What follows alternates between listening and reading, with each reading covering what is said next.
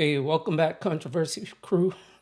So today I'm gonna go over just some news about the migrants that's coming in, basically from Venezuela, but they're actually gang members that's coming in. So apparently, what's going on is you have gangs from Venezuela coming in as supposed to be asylum seekers, which some have spoken about, trying to escape their gangs, but they're actually coming into the U.S. and apparently they joined up with the MS-13. So if you don't know what MS-13 is, that's pretty much like that is like one of the worst gangs that we have here. Everybody think it's Crips and Bloods. We literally had MS-13 gang members in the army. They actually sprayed one of our buildings. We had a female. She was the head of the MS-13 from around here, and she put a hit out on our commander general and the sergeant major, and they sprayed MS-13 in one of our buildings. So that lets you know they don't care. But we're gonna go ahead and get into this content and talk about this video afterwards.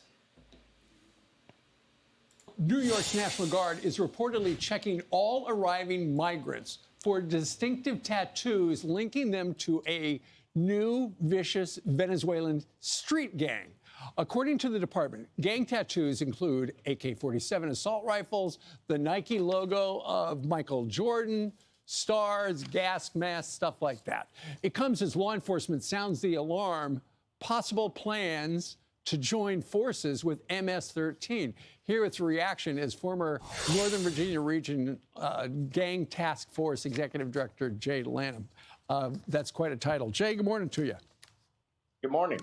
Okay, so, we've been thinking about, with all these migrants, there could be some members of MS-13 in there. Now it turns out the gang is called Tren de Aragua, and apparently what they're doing, they're coming from Venezuela. They're asking the Border Patrol, okay, write us down, we're claiming asylum. And then they're coming to New York where they're trying to recruit other migrants to be part of their criminal enterprise. It's a brilliant business model. Yeah, it's very similar to what MS-13 did years ago. They crossed the border. Now they received temporary protection status through July this past year, so they legally come into the country, and they immediately begin recruiting other members from Venezuela to join the gang if they're not already in the country. Yeah, exactly. And you just touched on it. If they claim asylum, they're in a special category. So I would imagine, if they're arrested locally, like that kid who I think he was 17 years old, could be older, his age is up for debate. He was involved in beating up the cops, and then a couple days later, he was arrested for robbing a Macy's. He doesn't care. He's got special status in this country.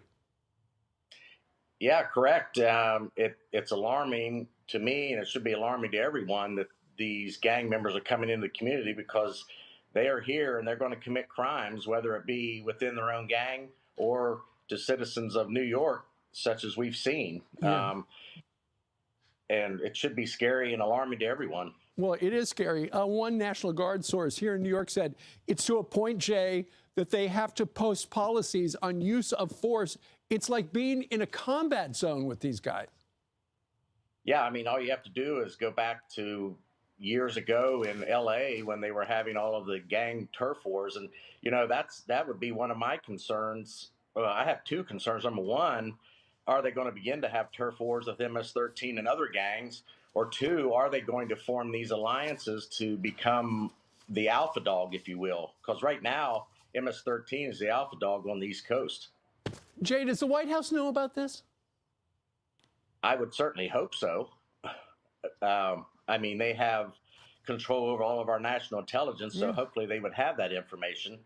I don't know how much intel we have on Aragua at this point, because as far as I know, we don't have diplomatic relations with Venezuela, which obviously means we can't properly vet these people coming across the border because we don't have criminal record backgrounds.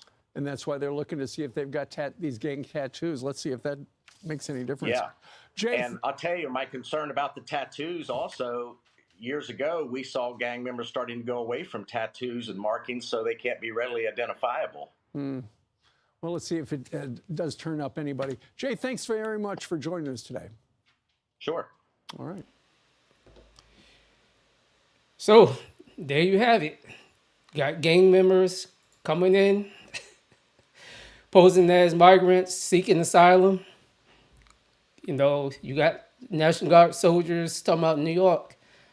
But the problem you have is places like New York, California.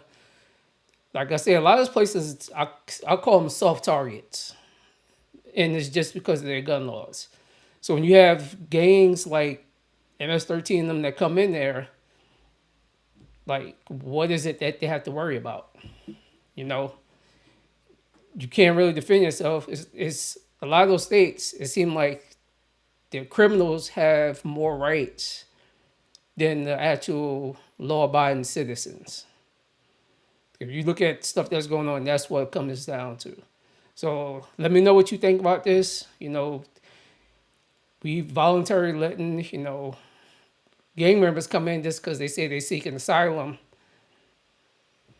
You know, what can you do to defend yourself? That's one thing. Be proactive, I guess.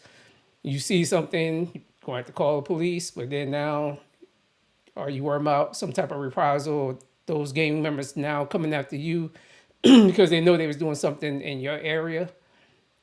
So, hit the like, subscribe, and tell me what you think down in the comments.